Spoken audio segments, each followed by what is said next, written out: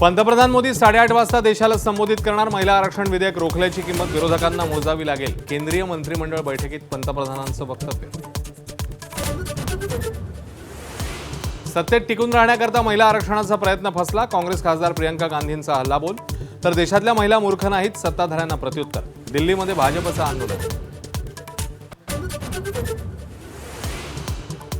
बोंडे, राणा, प्यारेखान यांनी तणाव निर्माण करण्याचा प्रयत्न करू नये. परतवाडा लैंगिक शोषण प्रकरणावरून मंत्री बावनकुळेंनी सुनावलं. पोलिसांचीच माहिती अधिकृत समजावी, बावनकुळेंचं वक्तव्य. परतवाड्यातला आरोपी अयान अहमदची मोडस ऑपरेंडी समोर. सोशल मीडियावर हंटिंग ग्राउंड, तर संवादाने विणलं जाळं.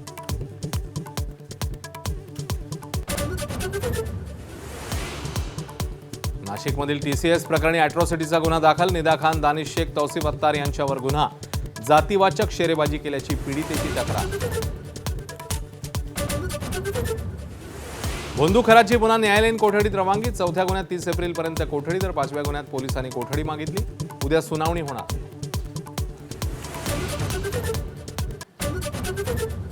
एसटीने प्रवास करणाऱ्या प्रवाशांकडून स्वच्छतेसाठी 2 रुपयांची वसुली. बस स्थानकांवरील स्वच्छतागृहांची देखभाल करणाऱ्या खासगी संस्थांकरता निधी देणार.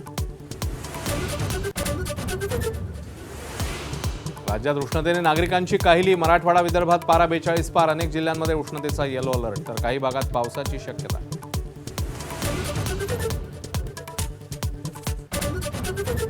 अक्षय्य तृतीयेच्या मुहूर्तावर APMC मार्केटमध्ये आंब्याची मोठी आवक, तर 1 लाख पेट्या बाजारात. आवक वाढल्यानं दर घसरले. तर सांगलीतही आंबा प्रेमींची बाजारात खरेदीसाठी गर्दी.